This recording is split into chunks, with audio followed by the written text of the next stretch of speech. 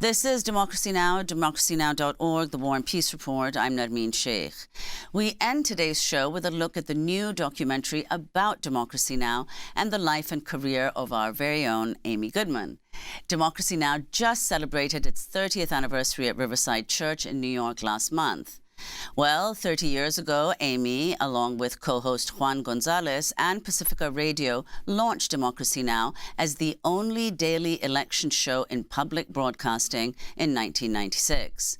It grew from 9 community radio stations, expanding to television as well the week of the 9/11 attacks in 2001. It's now on 1,500 public television and radio stations across the country and around the world. The film is called Steal This Story, Please. And here's the film's trailer.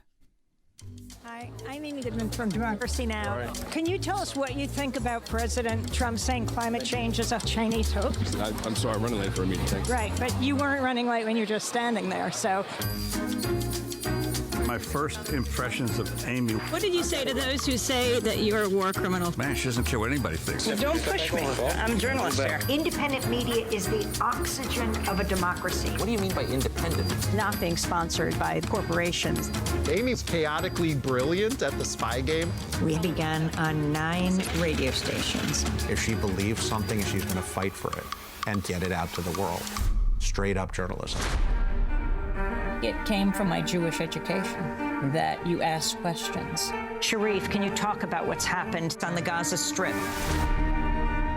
From Ground Zero from East Timor. This we deplane in Haiti from Georgia's death row prison.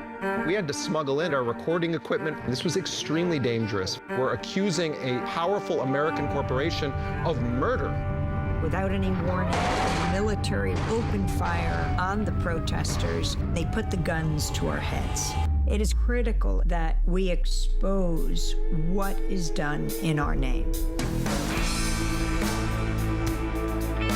Donald Trump understood corporate owners of the media would do anything for money. She taught me, speak to the people at the target end of the bomb, speak to those who are being deliberately silenced. When you hear someone speak, it's less likely you'll want to destroy them. We expand the frame and center those voices. There is a great force that would like to silence us. The press is the enemy of the people. We're not tolerating fake news, and we're not going to let it happen. That's a trailer for the new independent documentary about Democracy Now! And the life and career of Amy Goodman. It's called Steal This Story, Please, and opens in theaters in New York this week. The film was directed by the Oscar-nominated filmmakers Carl Deal and Tia Lessin, known for their previous films Trouble the Water and Citizen Koch, also longtime producers for Michael Moore. Tia also won 3 Emmys for her film The Janes. Executive producers of Steal This Story, Please include Jane Fonda, Rosario Dawson, and musician Tom Morello. The documentary has won over a dozen audience favorite and jury prizes at major film festivals around the country. Its theatrical release begins Friday in New York, here at the IFC Center, and expands to theaters across the country. Carl and Tia now join me in our studio. Carl, why don't you begin by telling us what prompted you to make a film about Democracy Now! And Amy? Well, thank you, Nermeen, for having us here. We're really happy to be here. We're grateful for all the people on the other side of the glass behind you there and all the great work that Democracy Now! Has been doing over the last 30 years. So happy anniversary and congratulations. You know, what Democracy Now! Has been doing and what Amy has been leading this effort in bringing stories in from the ground, the stories that we're not going to hear that are shut out of the mainstream quite frequently. And it's not lost on me today listening to your guests today in the studio talking about Iran. When you contrast what you just presented to your audience with what we're seeing in the headlines today, the headlines in the mainstream press right now, the commercial media, are all about, you know, what's going to happen to oil prices now, who won and who lost, or who won, not even who lost. And you're presenting another side of this, of the sort of the brutality and the cruelty of this attack on civilian infrastructure. And so, you know, that's kind of a key difference between what happens here and what happens elsewhere. And It's because you're independent. So for us as independent filmmakers, we've been doing this for decades, and we've always tried to work a little bit out of the mainstream and have always admired what Amy has done. And so for us, it was a no-brainer when she consented to let us follow her around for the last couple of years, which was an exhausting endeavor.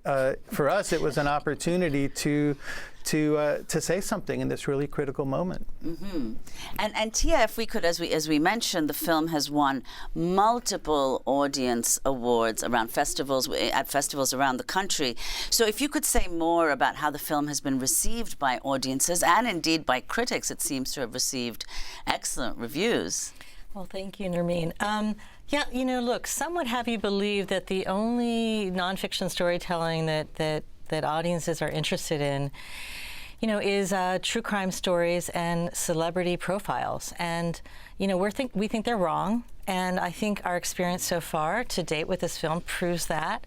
And we're looking forward to continuing to bear that out in the theatrical release. People want to see and read and hear content that speaks to this grave political moment. And, this film does just that. Okay, well, let's go to more of the film. These are other clips from Steal the Story, Please. In 1991, Amy and fellow journalist Alan Nairn witnessed and survived a massacre carried out by the U.S.-backed Indonesian military against civilians in East Timor. They then, Alan and Amy, reported on the massacre. A group of soldiers surrounded us. They beat me to the ground. Alan threw himself on top of me to protect me. And they used their US M16s like baseball bats, and they slammed them against his skull. They put the guns to our heads. Western reporters witnessing this was a problem for them. They killed more than 270 Timorese on that day. This is a day I'll never forget for the rest of my life. I live with every single day.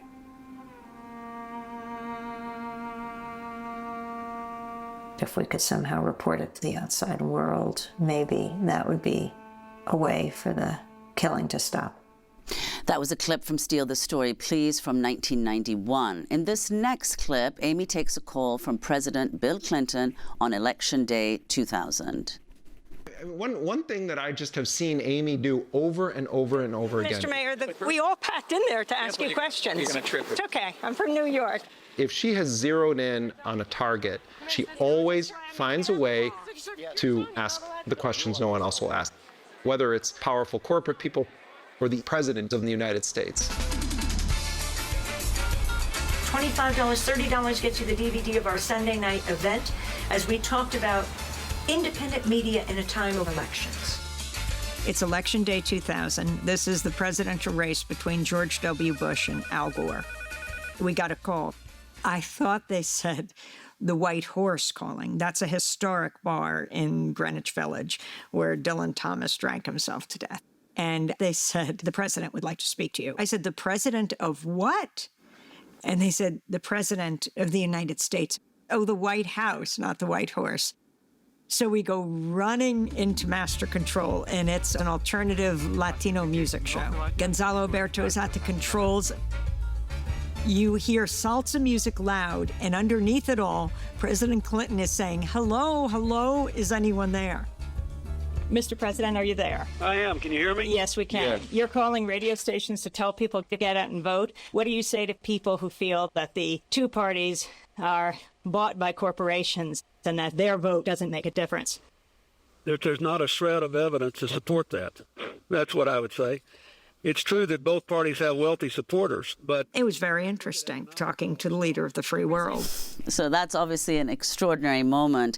If you could talk, Tia, about the significance of this documentary coming out during the Trump administration and increasing crackdown on media in general and on independent media in particular.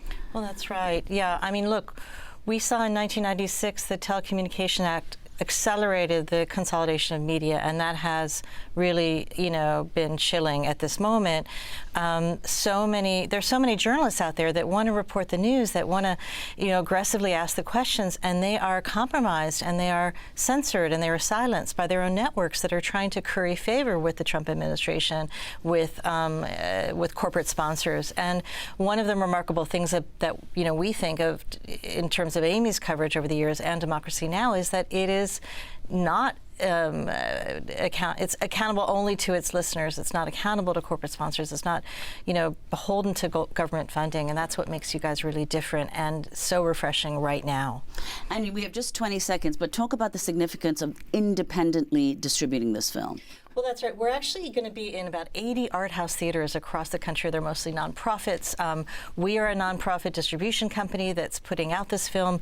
It is a time when, Amazon, controlled by Jeff Bezos, and Paramount, controlled by the Lessin family, they're not taking, films like these. And so we're excited about, getting it out directly to audiences, and we are looking forward to meeting folks on the road. Leave it there. Carl Deal, Tia Lessin, award-winning filmmakers. We all look forward to seeing the film in theaters. To find out where it's playing, go to stealthisstory.org. Thanks so much for joining us. Thanks for watching Democracy Now! On YouTube. Subscribe to the channel and turn on notifications to make sure you never miss a video. And for more of our audience-supported journalism, go to democracynow.org, where you can download our news app, sign up for our newsletter, subscribe to the daily podcast, and so much more.